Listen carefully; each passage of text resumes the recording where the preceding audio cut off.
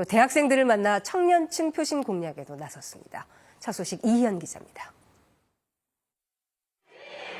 정치적 고향 경기도를 찾은 이재명 후보. 성남과 경기도를 바꿨던 것처럼 대한민국도 바꾸겠다고 약속했습니다. 성남시를 전국 제1의 수원 시민도 이사가고 싶은 도시 만들었고, 경기도가 전국에서 제1의 평가를 받는 외교 안보 공약도 발표했습니다. 방위력 증강은 안보의 핵심이라며 스마트 강군 육성 구상을 제시했습니다. 북한의 도발에 철저히 대비하되 긴장 완화와 비핵화, 평화로 공존하는 군이 더 이상 정치적 폭거에 동원되지 않도록 군 인사 시스템도 개선하겠다고 강조했습니다. 이제는 국방장관도 민간인으로 보임하는 게 바람직하지 않을까. 이 후보는 굳건한 한미동맹을 토대로 국익 중심의 실용외교를 하고 집권 시 여야 대표 외교협의체를 정례화해 초당적 외교를 추진하겠다고 밝혔습니다. 남북 정상회담이 당장은 어렵다면서 북미 대화가 성공할 수 있도록 지원하겠다고 말했습니다. 대학가도 찾았습니다. 학자금 대출 제도 개선과 유휴부지를 활용한 공공기숙사 확대 등을 약속했습니다. 학생들이 집 걱정을 하는 건 진짜 심각한 거죠. 학교나 지방자치단체나 정부의 공적인 역할이 역시 필요하겠다. 민주당은 대부분의 선대의 인력을 지역으로 보내 사전투표 참여 독려 운동을 하기로 했습니다. KBS 뉴스 이희연입니다. 국민의힘 김문수 후보는 한동훈 전 대표와 처음으로 합동 유세에 나섰습니다. 한 전 대표는 이재명 세상을 막아야 한다며 김문수 후보 지지를 호소했습니다. 이유민 기자입니다. 김문수 후보의 서울 강북 지역 집중 유세, GTX건설 재개발 기간 단축 등 공약을 발표 중인 김 후보 뒤로 한동훈 전 대표가 올라옵니다. 따로 유세를 하다 처음으로 한자리에 선 겁니다. 일부 야유도 있었지만 한 전 대표는 무능하고 위험한 이재명 세상을 막아야 한다며 김 후보의 지지를 호소했습니다. 중도층이 결국 승패를 좌우할 겁니다. 김문수 후보를 찍게 만들어야.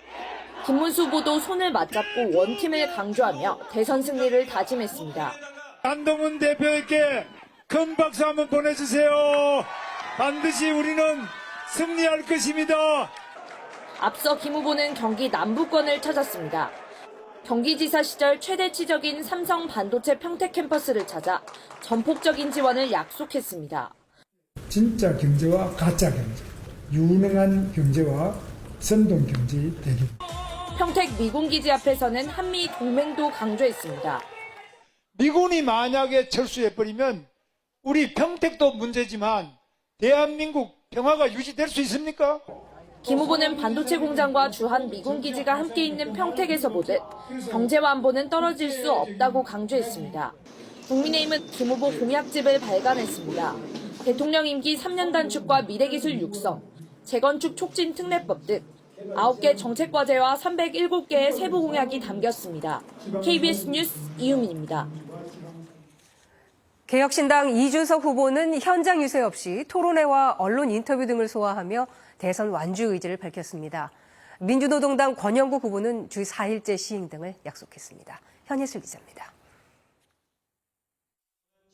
토론회 시작부터 대선 완주 의지를 거듭 밝힌 이준석 후보. 흔들지 않고 앞으로 나가겠습니다. 저희의 승리가 대한민국의 미래 희망의 승리라고 믿기 때문입니다.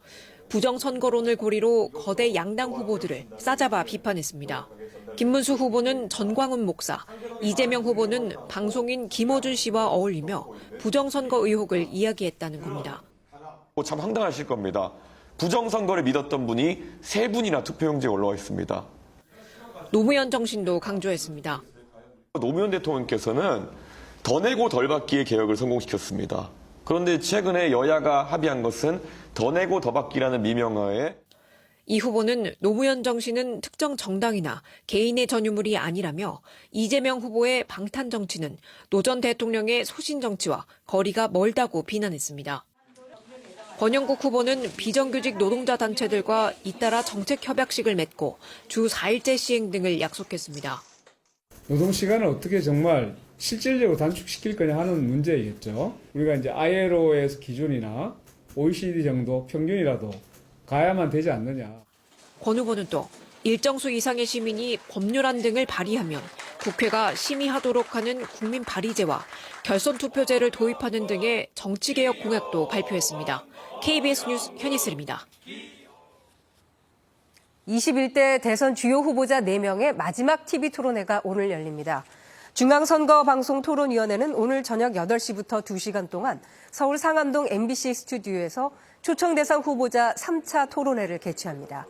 이재명, 김문수, 이준석, 권영국 후보는 정치 양극화 해소 방안을 주제로 시간 총량제 토론을 벌인 뒤 정치 개혁과 개헌, 외교 안보 정책을 주제로 공약 검증 토론을 진행합니다.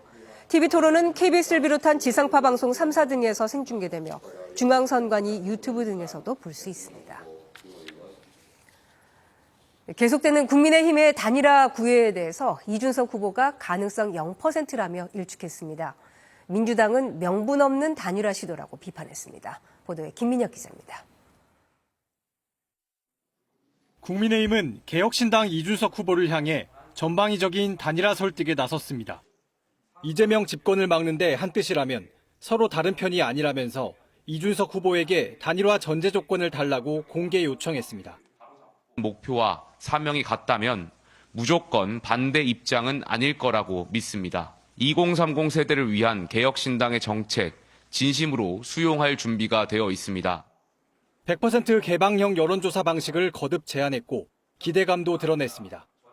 바로 사전투표가 시작되지 않습니까? 그때까지는 아무도 모른다. 완주해도 당선 가능성이 낮다. 이준석 표는 사표가 된다며 압박도 이어졌습니다.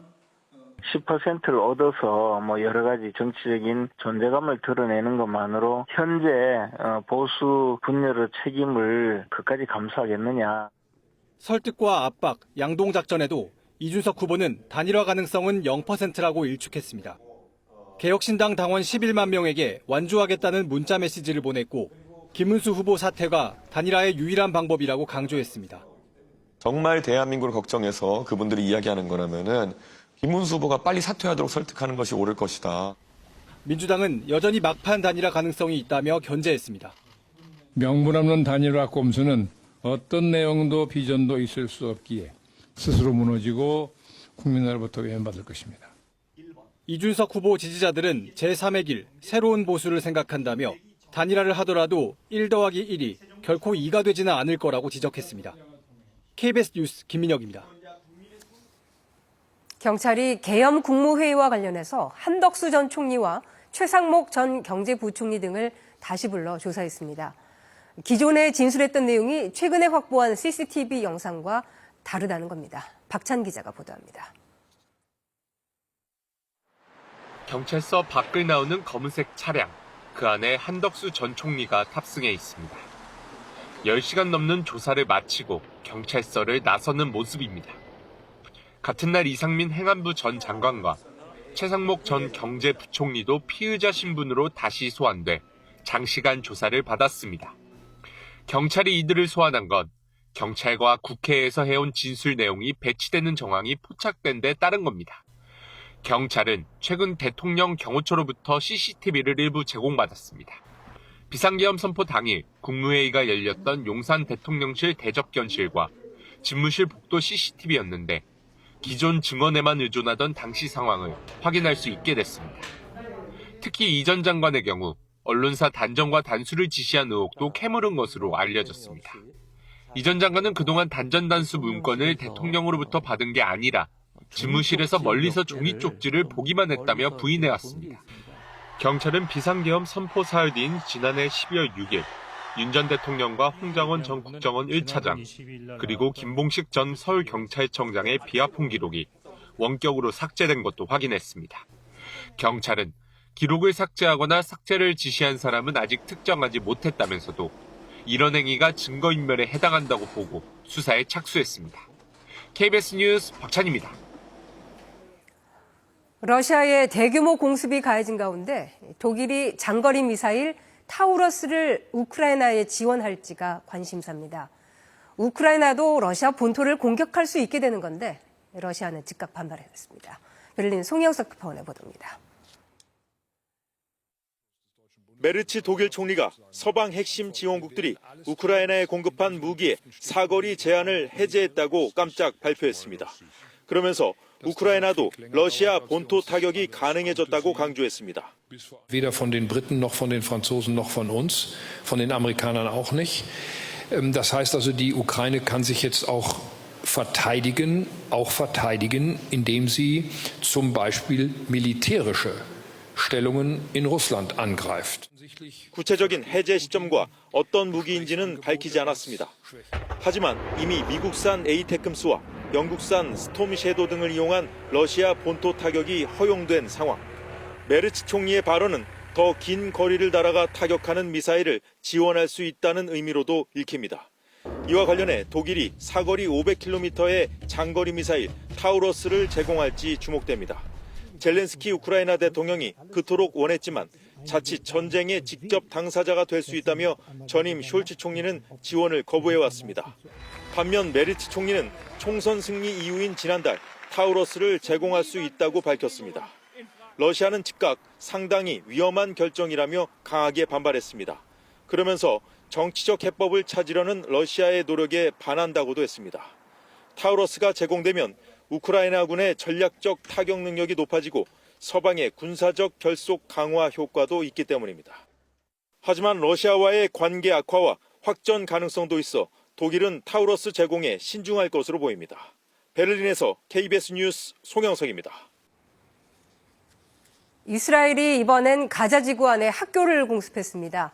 피난민들이 임시거처로 쓰던 곳이었는데 한밤중 일어난 공격에 많은 어린이가 희생됐습니다. 두바이 김기영 특파원입니다. 학교 안까지 들이닥친 화염을 피해 어린 소녀는 필사적으로 탈출구를 찾습니다. 치솟는 불길 속에 갇힌 주민들을 구하기 위해 구조대원들은 안간힘을 씁니다. 현지 시각 25일 밤 이스라엘군은 피난민이 임시 거처로 쓰는 학교 단지를 공습했습니다.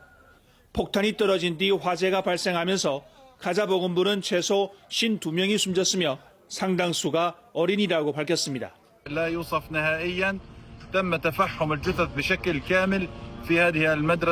이스라엘군은 해당 학교가 하마스 등의 지휘 통제센터로 쓰였으며 테러 단체들이 주민들을 인간 방패로 이용했다고 주장했습니다. 가자 지구 점령을 목표로 공세를 강화한 이스라엘군은 48시간 동안 200개 이상의 표적을 공습했다고 전했습니다. 이런 가운데 하마스가 중재국의 70일 휴전안을 수용했다고 현지 언론이 보도했습니다. 하마스가 두 차례에 걸쳐 인질 10명과 시신을 넘기고 이스라엘은 팔레스타인 수감자 수백 명을 풀어주는 조건입니다. 오증하에 종전 협상을 벌이는 조건도 포함되어 있습니다. 그러나 미국과 이스라엘 측은 부정적인 반응을 보인 것으로 알려졌습니다. 한편 미국과 이스라엘이 가자 지구 주민을 돕기에 만든 가자 인도주의 재단이 구호품 전달을 개시하려고 했으나 물류 담당 미국 기업에 문제가 생기면서 무산됐습니다. 두바이에서 KBS 뉴스 김계영입니다. 이번엔 KB증권 연결해서 오늘의 주식시장 알아보겠습니다. KB증권입니다. 국내 증시 혼조세로 출발했습니다. 코스피 시장은 전일 급등에 따른 차익 실현 매물의 하락 중이고 코스닥 시장은 보합권에서 움직이며 숨고르기 중입니다. 이 시각 현재 코스피는 7.3포인트 하락한 2637.1에 코스닥은 0.25포인트 오른 725.52에 거래되고 있습니다. 간밤 미국 증시는 메모리얼 데이로 휴장한 가운데 코스피 시장 수급에서 외국인과 기관은 매도를, 개인은 홀로 순매수 중입니다. 업종별로는 의료정밀업종 강세를, 전기가스와 기계장비업은 약세입니다. LIG 넥스원과 삼성중공업 사상 최고가를 새로 쓰는 등 방산과 조선주 흐름 좋고 S-오일과 APR, 삼성물산, 진단키트 관련주 강세입니다. 반면 LS 등 전력세비주, LG에너지솔루션을 비롯한 2차전지주, 한진칼과 네이버 약세입니다. 코스닥 시장에서는 VT와 ABL 바이오 상승이 눈에 띕니다. 이 시각 현재 달러화에 대한 원화 환율은 1,367원 10전에 거래되고 있습니다. 지금까지 KB증권이었습니다.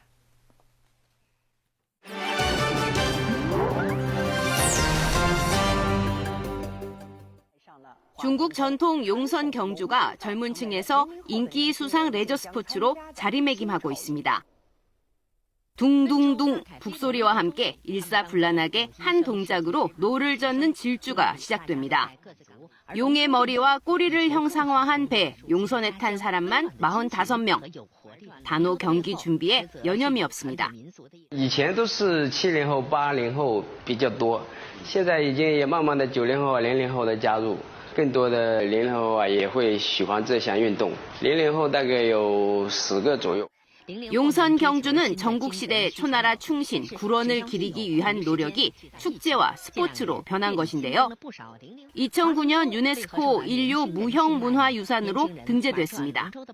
因为那个龙的造型又帅，对一个小男孩来说就很喜欢这些。然后龙舟的形一直在变，从传统习俗慢慢演化成一种竞技运动。 특히 팀워크와 체력, 속도감을 드러낼 수 있어 젊은 층에게 전통 보존 이상의 문화로 호응을 얻고 있습니다. 독일에선 최근 주 4일 근무제 도입 논의가 본격화되고 있습니다. 독일 일부 기업이 시범 도입한 주 4일 근무제. 조사 결과 노동자들의 스트레스 감소와 신체활동 개선 등에서 긍정적 반응들이 많습니다. 기업의 75%도 생산성 저하 없이 업무 효율이 향상됐다고 답했습니다. 하지만 제도화까지는 걸림돌이 상당합니다. 현행법은 주 40시간 근로를 기준으로 하루 8시간, 예외적으로 10시간까지만 허용합니다. 그래서 주 40시간을 유지하며 주 4일제를 도입하려면 하루 최대 근무시간 제한 규정부터 손봐야 합니다. 새 연립정부는 유연성을 강조하며 주 단위로 근로시간을 정하는 방안을 선호하고 있습니다. 14 Uhr vielleicht zur Kita fahren muss und dafür am Dienstag 1 Stunde oder 2 Stunden länger arbeitet, dass diese Flexibilität gewährleistet ist, das brauchen Betriebe, brauchen Beschäftigte und brauchen Arbeitgeber. 주당 근로시간 자체를 줄이자는 의견도 있지만 기업들은 숙련된 인력의 부족과 경쟁력 약화를 우려합니다. 또 여성의 절반 가까이가 파트타임으로 일하고 있어 근로시간 축소 논의는 노동시장 전반에 영향을 줄 수 있다는 반론도 있습니다. 와카야마 현의 한 테마파크에서 사육 중인 자이언트 판다 4마리가 다음 달 중국 반환을 앞두고 있는데요. 이 때문에 판다를 한 번이라도 더 보려는 사람들이 몰리고 있습니다. 와카야마 현 테마파크 어드벤처 월드. 판다 4마리가 대나무를 먹으며 한가롭게 놀고 있습니다. 24살 암컷 판다 라우힌과 라우힌이 낳은 8살 유이힌, 6살 사이힌, 4살 후이힌입니다. 중국의 판다 소유권 정책에 따라 모두 중국에 반환해야 해 다음 달 28일 중국으로 출발합니다. 요즘 이들 모습을 보려고 사람들이 몰리고 있는데요. 이 때문에 전철역과 공항은 평일인데도 사람들이 몰리고 있습니다. パンダも6月末までってことだったんで、もう一緒にアドベンチャーワールド行こうかってことで来ました。 이 호텔은 실내를 온통 판다로 꾸몄는데요. 판다 반환 발표 이후 예약 문의가 급증해 다음 달 말까지 거의 예약이 꽉 찼다고 합니다. 急遽この部屋が空いてないかなと思ってニュースが流れたその日に撮りましたね. 이번에 판다 4마리가 중국에 반환되면 일본에는 도쿄 우에노 동물원에 있는 판다 2마리만 남게 됩니다. 러시아 국경에서 100km 정도 떨어진 핀란드 북부 로바야르비. 북서유럽 최대 규모의 포병 훈련장이 있는 곳입니다. 접경국인 러시아의 우크라이나 침공에 대한 방어책으로 2023년 핀란드의 나토 가입 이후 이 일대 병력이 증강됐습니다. 그러자 원래 술록 방목지였던 이 일대의 농가들이 심각한 피해를 호소하고 있습니다. Tuon liittymisen jälkeen tosiaan nuo harjoituspäivät ja harjoitusten laajuus on kasvanut niin radikaalisti, että se vaikuttaa isosti meidän toimintaan kuin samalla alueella. 우선 숲에 탱크와 트럭이 지나다니며 술록의 먹이인 주변 이끼류를 크게 훼손했습니다. 게다가 한창 분만기인 요즘 수시로 들리는 전투기와 포탄 소음에 술록들이 고스란히 노출돼 있습니다. poroja se stressaa sekä vaatimia että syntyneitä vasoja. 핀란드에는 현재 술록 18만 4천여 마리가 국가 전체 면적의 36%를 차지하는 술록 사육 지역에 서식하고 있는데요. 사육 농가들은 자연과 공존해온 술록 방목이 크게 위협받고 있다고 입을 모으고 있습니다. KBS 월드뉴스입니다. 영국 프로축구 리버풀 FC의 프리미어리그 우승을 축하하던 대규모 퍼레이드에 차량에 돌진해 수십 명이 부상했습니다. 경찰은 현장에서 50대 남성 운전자를 체포해 조사하고 있습니다. 바로 이화진 특파원입니다. 검은색 승합차가 도로를 가득 메운 사람들을 향해 돌진합니다. 현지 시각 26일 오후 6시쯤 영국 프로축구 리버풀 FC의 프리미어리그 우승 축하 퍼레이드 직후 벌어진 일입니다. 당시 현장엔 약 16km 도로 양쪽으로 수많은 축구 팬들이 모여 있었는데 갑작스런 차량 돌진에 피해자가 속출했습니다. 인근에 있던 경찰이 50대 영국인 백인 남성 운전자를 즉시 현행법으로 체포했고 정확한 범행 동기와 경위를 수사 중입니다. 공식적인 인명피해 규모가 밝혀지진 않았지만 목격자들은 당시 상황이 끔찍했다며 부상자가 수십 명에 달한다고 전했습니다. 사고 이후 키어스타머 영국 총리는 소셜미디어를 통해 모든 피해자를 위로한다며 경찰 등에게 감사의 말을 전한다고 적었고 리버풀 FC 또한 응급 당국에 전폭적인 지원을 할 것이라고 밝혔습니다. 이번 축하 퍼레이드는 프리미어리그에서 두 번째 우승을 달성한 리버풀 FC가 5년 전 첫 우승 당시 코로나19로 인해 팬들과 함께하지 못했던 아쉬움을 달래며 대규모로 개최한 행사였습니다. 파리에서 KBS 뉴스 이화진입니다. 우리나라 17번째 유네스코 세계유산 등재가 눈앞에 다가왔습니다. 주인공은 한반도 선사문화의 정수, 울주 반구천 암각화입니다. 노태영 기자입니다. 휘감아 도는 하천옆, 병풍처럼 우뚝 솟아오른 너비 10m의 바위. 멧돼지와 호랑이부터 농사와 집단 생활까지 선사시대 한반도 사람들의 삶이 오롯이 남아 있습니다. 긴 수염고래, 향유고래 등 다양한 고래들과 작사를 이용한 고래 사냥 그림은 전 세계에서 가장 오래됐습니다. 이곳과 함께 삼국시대 화랑의 글 등이 새겨져 있는 천전리 명문과 암각화가 사실상 유네스코 세계유산에 등재됐습니다. 유네스코 자문심사기구가 등재 권고를 결정했습니다. 한반도 사람들의 문화 발전을 집약한 독보적 증거이자 선사인들의 창의성으로 풀어낸 걸작이라고 평가했습니다. 오랜 암각화를 통해서 타고난 보편적 가치를 독보적인 증거로 세계유산 센터라든지 유네스코에서 인정을 해 주었기 때문에 최종 등재는 오는 7월 프랑스 파리에서 열리는 세계유산위원회에서 결정됩니다. 등재가 확정되면 우리나라는 17건의 세계유산 보유국이 됩니다. KBS 뉴스 노태영입니다. 반구천 암각화와 함께 북한의 금강산도 유네스코 세계유산 등재 가능성이 커졌습니다.